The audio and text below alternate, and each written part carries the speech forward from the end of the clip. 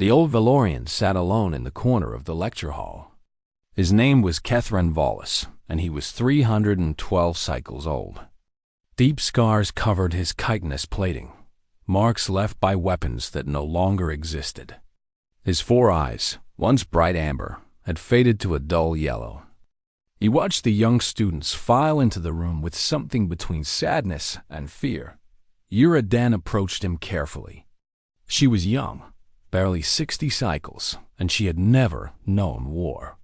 She carried a recording device and a notebook filled with questions. Her professors had told her that Kethran was one of the last surviving veterans of the human front. They had also warned her that he refused most interview requests. "Elder Volis," she said, bowing her head in respect. "Thank you for agreeing to speak with me." Kethran made a sound that might have been a laugh. "I agree because I am dying," he said, "and someone should know the truth before I am gone." Yura sat down across from him. The lecture hall was filling with students and academics, all eager to hear the old soldier speak. The human-Valorian War had ended 47 years ago, but it remained the most studied conflict in Dominion history. It was also the most lied about. "The official histories," Kethran began, his voice rough and tired, "tell you that the war was a strategic withdrawal. They tell you that we chose to make peace because conquest was inefficient. They tell you that humans were a worthy adversary, but nothing special." He leaned forward, and his old eyes grew sharp. "These are lies. All of them." The room fell silent. Yura activated her recording device.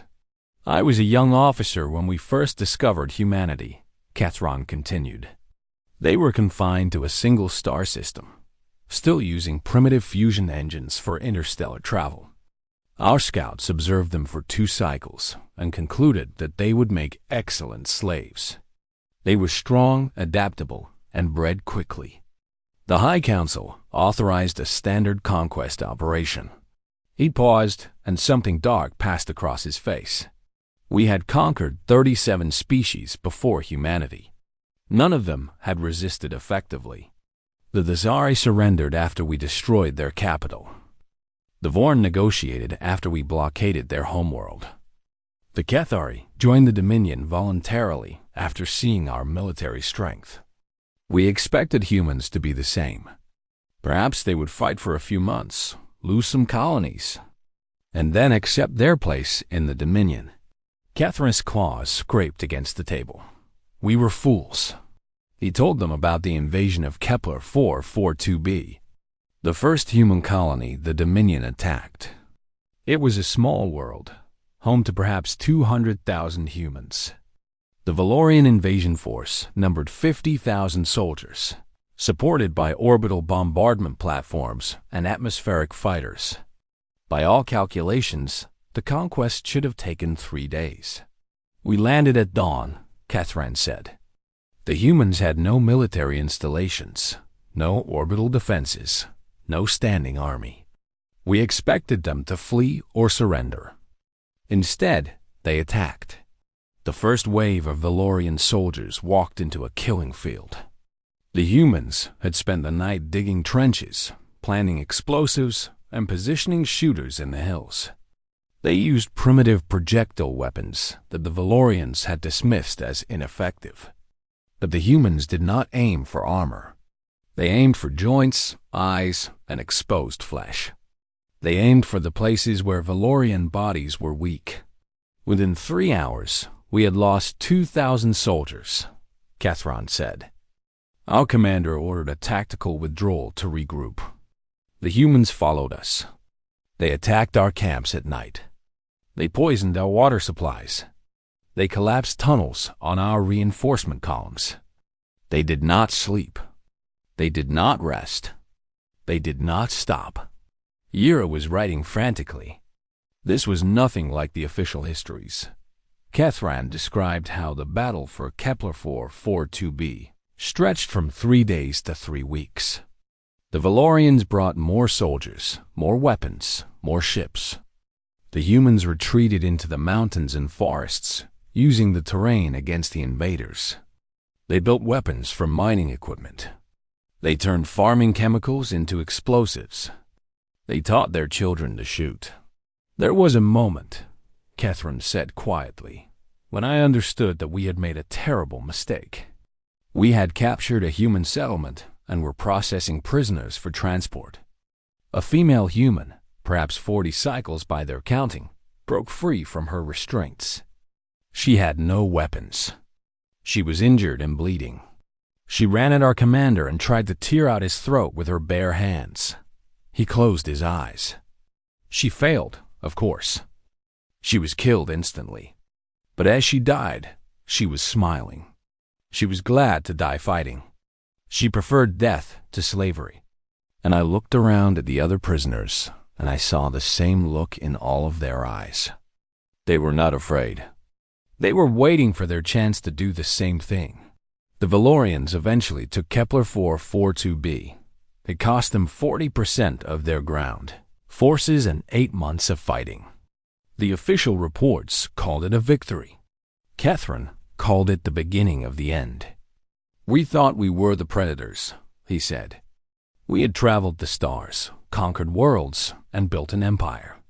We believed that strength was measured in ships and weapons and soldiers. But humans taught us a different lesson.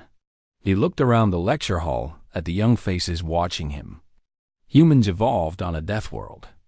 Their planet was covered in predators, diseases, and natural disasters. Every day of their existence was a fight for survival. They learned to hunt animals 10 times their size. They learned to survive in deserts and frozen wastelands. They learned to eat poison and drink contaminated water. And most importantly, they learned that surrender meant death. Catherine stood slowly, his old joints creaking. We did not understand this. We came from a gentle world, where evolution favored cooperation and intelligence. We had never faced a species that would choose extinction over defeat. We had never met creatures who would burn their own cities rather than let us take them. We had never fought an enemy that grew stronger the more we hurt them. He walked to the window and looked out at the peaceful Valorian cityscape. The humans have a saying, he said. They say that what does not kill you makes you stronger. We should have listened, because we tried to kill them and we failed. And now they are the strongest species in the known galaxy. Yura asked the question that everyone was thinking. Elder Valis, if humans are so dangerous, why are we at peace with them? The old veteran turned and looked at her with eyes that had seen too much death. Because they chose to let us live, he said. And that is perhaps the most frightening thing of all. Catherine returned to his seat and took a long drink of water. His hands were shaking slightly, and Yura noticed that some of the older academics in the room had gone pale. They remembered the war, even if they had not fought in it. You want to know about the human front, Catherine said. Then I will tell you about New Pittsburgh. This is the battle that broke me. This is the battle that taught me what humans really are. New Pittsburgh was a mining colony on a world called Henderson's Rock. It was named after the human who had discovered the planet, a prospector searching for rare metals. The colony had grown quickly, attracting miners and their families from across human space. By the time the Valorians arrived, nearly 200,000 people called it home. Kethran was a young commander then, leading his first major assault. His battalion numbered 15,000 soldiers, supported by artillery, aircraft, and orbital weapons. Intelligence reported that the colony was defended by approximately 2,000 human fighters, mostly miners with basic training. We expected the battle to last 2 days, Kethran said. It lasted 8 months. The Valorians landed outside the main city and began their advance. The humans did not meet them in open battle. Instead, they retreated into the mining tunnels that honeycombed the planet's crust. These tunnels stretched for thousands of kilometers, connecting mines, refineries, and underground settlements. We followed them into the tunnels, Kethran said. That was our first mistake. The darkness underground was absolute. Valorian eyes were adapted for bright sunlight, and the soldiers stumbled through passages they could barely see. The humans, who had worked these mines for years, knew every turn and every shadow. They attacked without warning, killed quickly, and vanished before the Valorians could respond. They would collapse tunnels on our columns, burying hundreds of soldiers alive. They would poison the air in certain passages, wait for us to die, and then take our weapons. They built traps using mining explosives that would kill 20 soldiers with a single blast. And they never stopped. Day and night for month after month, they kept fighting. Catherine described how the Valorian command tried everything to break the human resistance. They flooded tunnels with toxic gas. They used ground-penetrating bombs to collapse entire sections. They cut off food and water supplies. None of it worked. The humans simply moved deeper underground, recycled their air and water, and continued fighting. There was a human named Danny Cole, Catherine said. He had been a mining foreman before the war. He became the leader of the resistance, and he was the most dangerous enemy I have ever faced. He organized the tunnel fighters, coordinated attacks across hundreds of kilometers, and kept morale high even when his people were starving. Catherine met Danny Cole only once, during a failed negotiation attempt. The Valorian commanders had offered generous terms, surrender, and the colonists would be spared and resettled. Cole had laughed in their faces. He told us that New Pittsburgh was his home, Catherine said. He told us that his grandparents had built the first mine, and his children had been born in the underground settlements. He said that he would rather die in those tunnels than live as a slave on a Valorian colony world. And then he walked away, back into the darkness. The battle continued. Catherine lost half his battalion in the first 3 months. Replacements arrived, but they died just as quickly. The underground war was grinding the Valorian army into dust, one soldier at a time. There was one day that I will never forget, Catherine said, his voice growing quiet. We had received intelligence about a human medical facility hidden in the Eastern Tunnel Network. It was treating wounded fighters and sheltering civilians. My orders were to capture it intact and take prisoners for interrogation. Catherine's unit found the facility after 2 days of searching. It was a converted mining station filled with beds and medical equipment. There were about 50 people inside, doctors, patients, and a handful of guards. We surrounded the facility and demanded surrender. The humans had no chance. They were outnumbered, outgunned, and trapped. A sane enemy would have given up. Instead, a woman named Lisa Grant stepped forward. She was a combat medic, trained to save lives, not take them. She was covered in blood from treating wounded soldiers, and she told Catherine that no one in the facility would surrender. I did not understand, Catherine said. I told her that resistance was pointless. I told her that her patients would be treated well as prisoners. I promised that no harm would come to them if they laid down their weapons. Lisa Grant smiled at him. It was not a happy smile. It was the smile of someone who had already accepted death. She said that Valorian promises meant nothing. She said that her people would rather die free than live as slaves. And then she turned around and went back into the facility. What happened next still gave Catherine nightmares. They fought us with everything they had. The doctors used surgical tools as weapons. The patients, some of them missing limbs, fired rifles from their beds.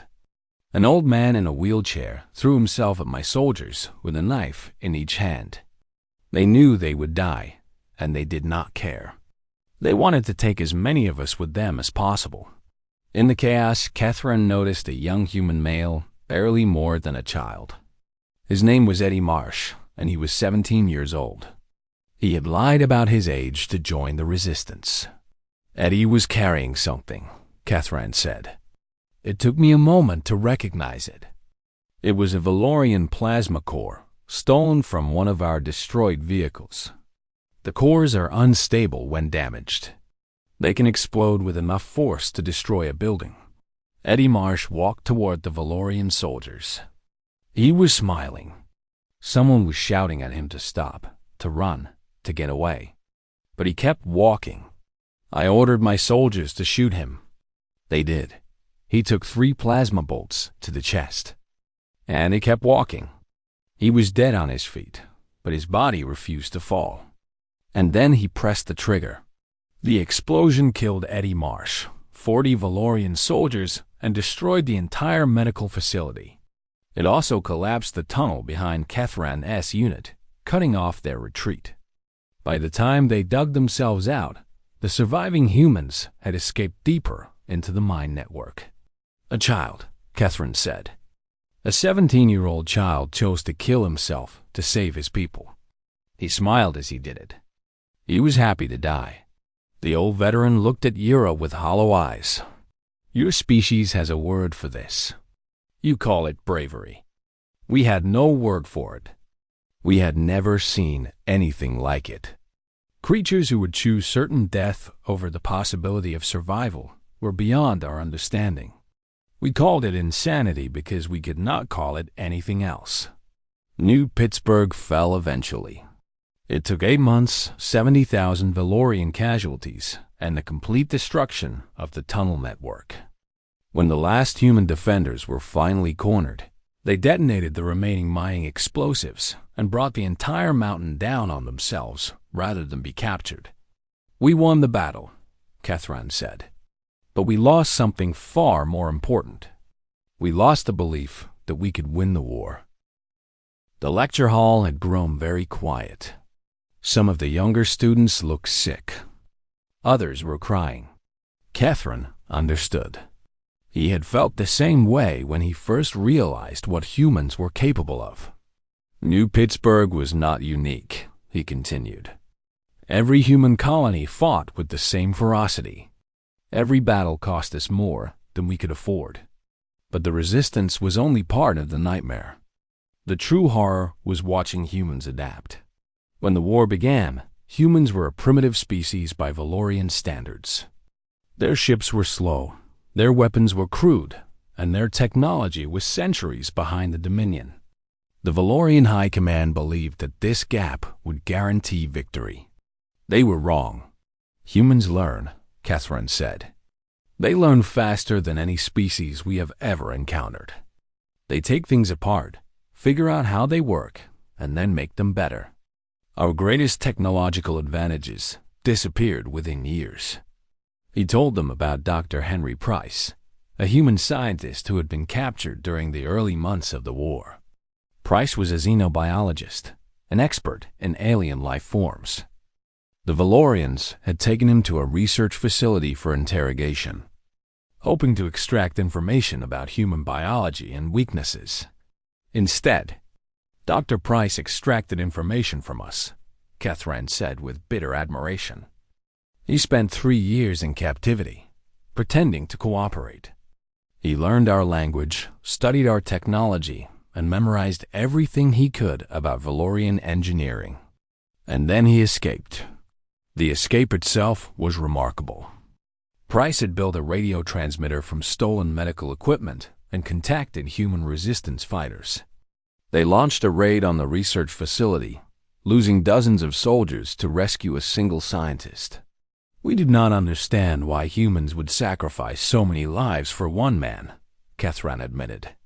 We learned the answer 6 months later, when human ships appeared with engines that were faster than ours. Dr. Price had not just learned about Valorian technology. He had improved it. His modifications to human fusion engines doubled their efficiency and tripled their speed. Suddenly, human ships could outrun Valorian pursuers. The war changed overnight. But Price was only the beginning. Humans took everything we threw at them and turned it into weapons against us. They captured our plasma rifles and built better versions. They studied our armor and found its weaknesses. They analyzed our tactics and developed counters. Every battle taught them something new. Kethran had been promoted to admiral by the 4th year of the war. It was not an honor. It was a necessity. Valorian officers were dying faster than they could be replaced, and anyone with combat experience was pushed into command roles. That was when I first heard about Captain Maria Santos, he said. The humans called her the Ghost. We called her the Nightmare. Maria Santos commanded a human warship called the Defiance. It was a converted cargo vessel, armed with stolen Valorian weapons and modified human missiles. By all rights, it should have been easy prey for Valorian cruisers. But Santos did not fight like we expected. She used the environment as a weapon. She would hide her ship in asteroid fields, using the rocks to mask her energy signature. She would dive into gas giant atmospheres, where our sensors could not follow. She would shut down all systems and drift like a dead Hulk until our patrols passed her by. Then she would strike. Santos specialized in attacking supply convoys and communication relays. She would appear from nowhere, destroy her targets in minutes, and vanish before reinforcements arrived. Over the course of 2 years, the Defiance destroyed more than 40 Valorian vessels. We sent entire fleets to hunt her, Kethran said. She escaped every time. We learned to fear her name. When our sensors detected the Defiance, crews would panic. I saw experienced officers freeze at their posts, too afraid to give orders. But Maria Santos was only one of many human commanders who terrorized Valorian forces. The war produced dozens of heroes who became legends among their people and monsters in Valorian nightmares. The worst was Colonel Ruth Adams, Kethran said. She commanded a unit called Fury Company. They specialized in boarding actions. Fury Company would target damaged or isolated Valorian ships. They would dock, force their way inside, and fight through the corridors until every Valorian aboard was dead. It was brutal, bloody work that required soldiers to face the enemy face to face. Humans have certain biological advantages in close combat, Kethran explained. They are endurance hunters, evolved to chase prey for hours until it collapses from exhaustion. Their bodies can absorb tremendous punishment and keep functioning. They have a chemical in their blood, adrenaline. That temporarily increases their strength and dulls their pain receptors. He had witnessed Colonel Adams in battle once, during a desperate defense of a Valorian supply station. Her company had bored through a hull breach, cutting through the outer doors with plasma torches. She was the first through the breach. My soldiers fired at her. They hit her 3 times with plasma bolts. She kept coming. She was burned and bleeding, and she was laughing.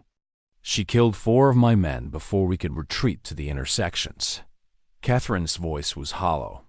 She was laughing.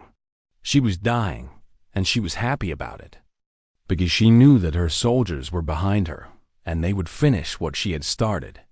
Ruth Adams survived that battle, though the injuries forced her to retire from combat. Fury Company continued fighting under new leadership, and they never lost a boarding action for the rest of the war.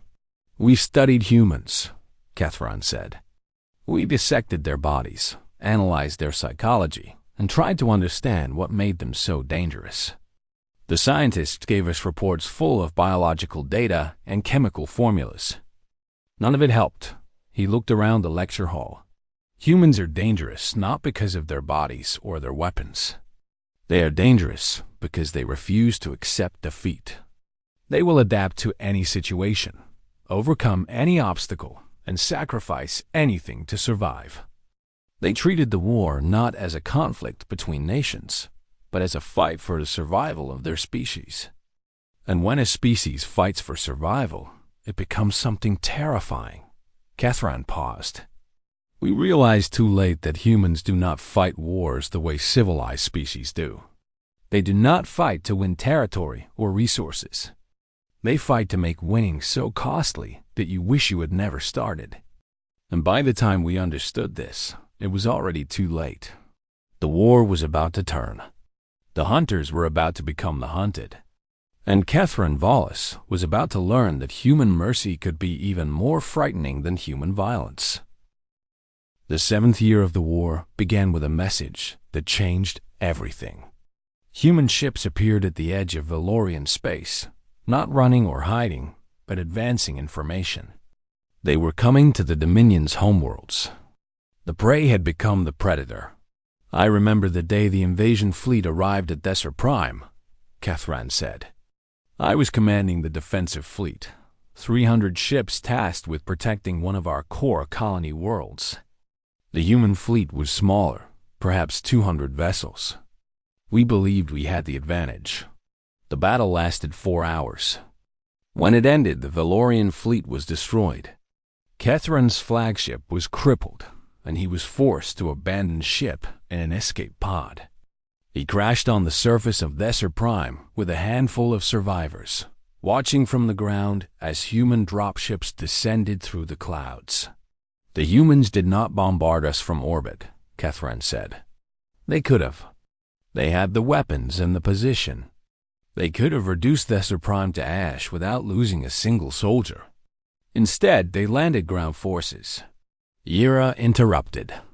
Why would they do that? It seems inefficient. Kethran nodded slowly.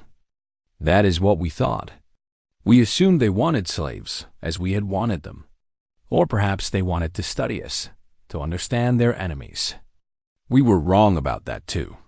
The human ground commander was General Jack Morrison, a veteran of a dozen campaigns.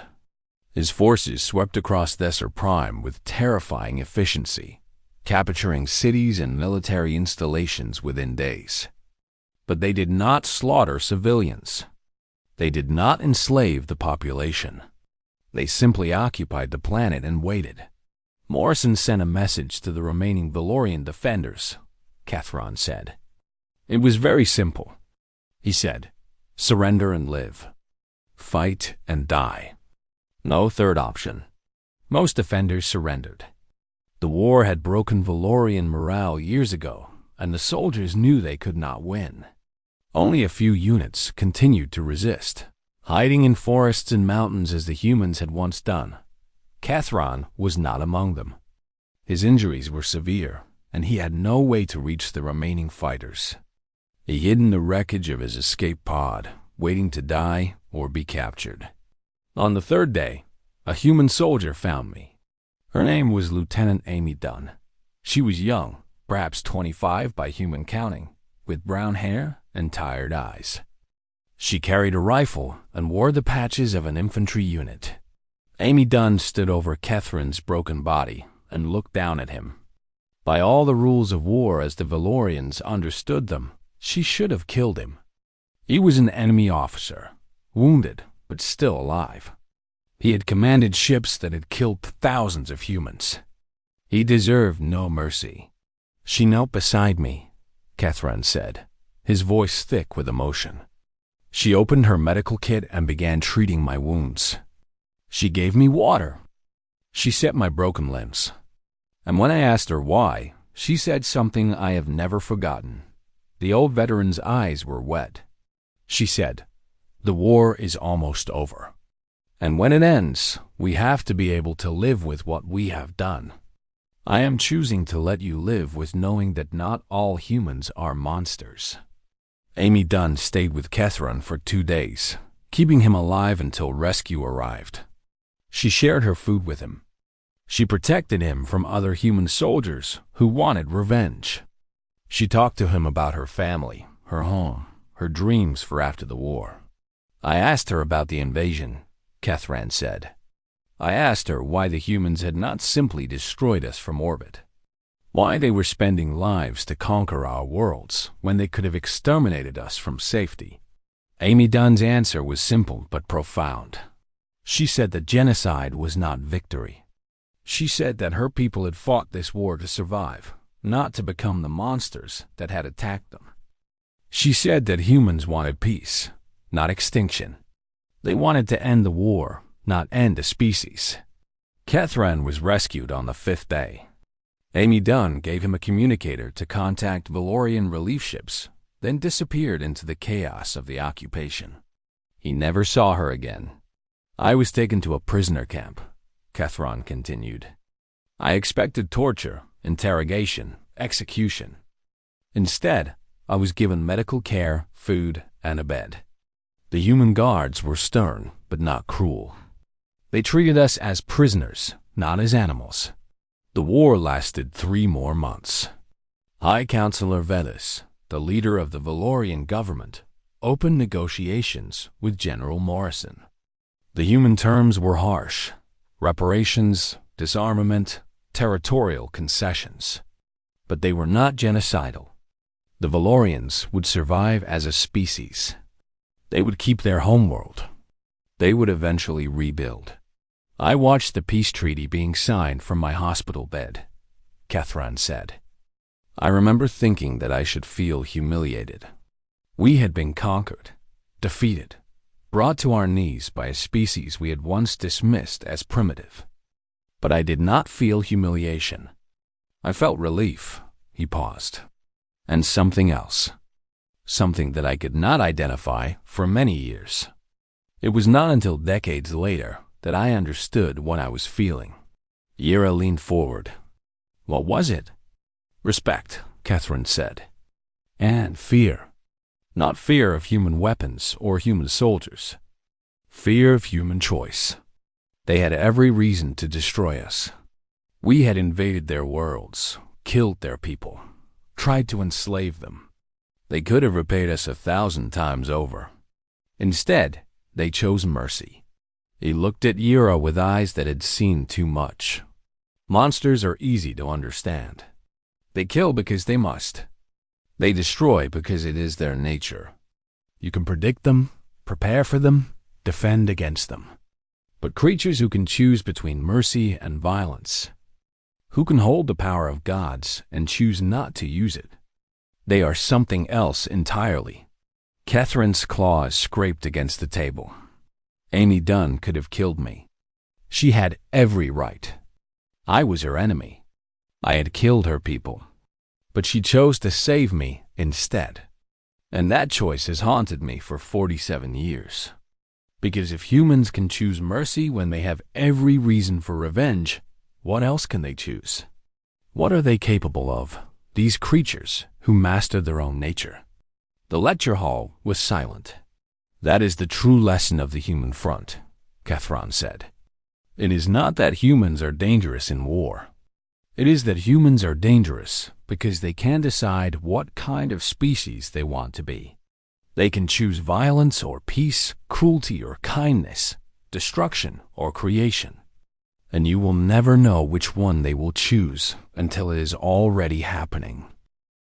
Catherine Vallis finished his water and looked around the lecture hall. The room was packed now. Word had spread across the campus, and students and professors had crowded in to hear the old veteran speak. Some were recording his words. Others were simply listening, their faces pale with shock. I have told you about battles and soldiers, Kethran said. I have told you about human violence and human mercy. But you came here to understand the war, and the war was about more than individual stories. It was about what our species learned, and what that learning cost us. He stood and walked slowly to the center of the room. His movements were painful, his joints stiff with age, but his voice remained strong. Before the war, the Valorian Dominion had conquered 37 species. We believed that expansion was our destiny, that weaker species existed to serve the strong. We had built an empire on this belief, and we saw no reason to question it. He looked at the young faces watching him. Humans taught us that we were wrong, not through arguments or philosophy, but through blood and fire. They showed us that a species does not have to be stronger or smarter or more advanced to be dangerous. A species only has to be willing to fight until the last individual is dead. Kethran returned to his seat. After the war, the Valorian military academies changed their curriculum. They added a new required course, human psychology. Every officer in our fleet must now study human history, culture, and behavior. The core lesson of this course is simple. Never engage an enemy who would rather die than surrender. Yira raised her hand. Has there been any conflict with humans since the peace treaty? No, Catherine said. And there never will be if our leaders are wise. The treaty included provisions for trade, cultural exchange, and mutual defense. We are now allies, bound together by agreements that neither side wishes to break. He paused. But the alliance is not based on friendship or trust. It is based on fear. We fear what humans would do if we ever threatened them again. They fear what we might become if we ever rebuilt our empire. We keep the peace because the alternative is too terrible to imagine. The lecture hall doors opened and a new figure entered. She was human, middle-aged, with graying brown hair and sharp eyes. She wore the formal robes of a diplomatic ambassador, and she moved with the quiet confidence of someone who had spent decades navigating political waters. Catherine recognized her immediately. His old heart began to pound. "Ambassador Grace Cooper," he said. "I was not expecting you." The human woman smiled. "I heard you were speaking today, Elder Wallace. I wanted to hear your testimony for myself." She walked to the front of the room and stood beside Catherine. The students watched in confused silence. A human ambassador at a Valorian academic lecture was unusual, but the tension between her and the old veteran suggested something more. "My grandmother spoke about you," Grace Cooper said. "She wondered for many years whether you had survived the war." Catherine's breath caught in his throat. "Your grandmother?" "Lieutenant Amy Dunn," Grace said. "She passed away 12 years ago. But before she died, she told me about the Valorian officer she had saved on Nesser Prime. She said that she hoped he had found peace." The lecture hall was absolutely silent. Catherine's hands trembled. "I have thought about her every day since the war. I have wondered what happened to her, whether she survived, whether she ever regretted showing mercy to an enemy." Grace Cooper shook her head. She never regretted it. She said that saving you was one of the best decisions she ever made. She said it reminded her that even in war, we can choose to be human. The old veteran bowed his head. Tears were flowing freely down his scarred face. "I do not deserve her kindness," he said. "I killed so many of her people. I followed orders that brought death to human worlds. I was her enemy." "You were a soldier," Grace said gently. "You did what you believed was right for your people. So did she. The difference is that she chose to see you as a person, not just an enemy. And that choice changed you, didn't it?" Catherine nodded slowly. "It changed everything. After the war, I spent decades working for peace between our species. I testified at war crimes tribunals, speaking honestly about what we had done.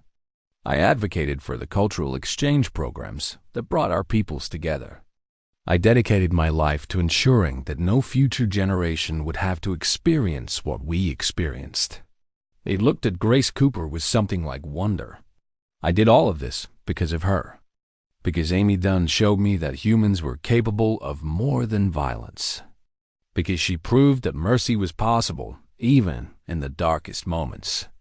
I have spent 47 years trying to be worthy of the gift she gave me."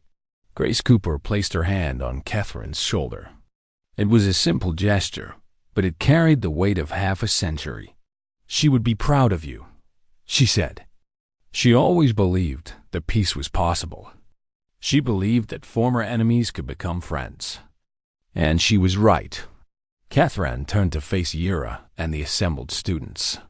"This is the final lesson I can teach you," he said. "Humans are the most dangerous species in the galaxy. They can adapt to any challenge, endure any hardship, and fight with a ferocity that defies understanding. But they are also capable of tremendous kindness, generosity, and forgiveness. They can choose to destroy, and they can choose to heal." He gestured to Grace Cooper. Her grandmother chose to heal. She chose to save an enemy when she had every reason to kill him. And that choice echoes through the generations.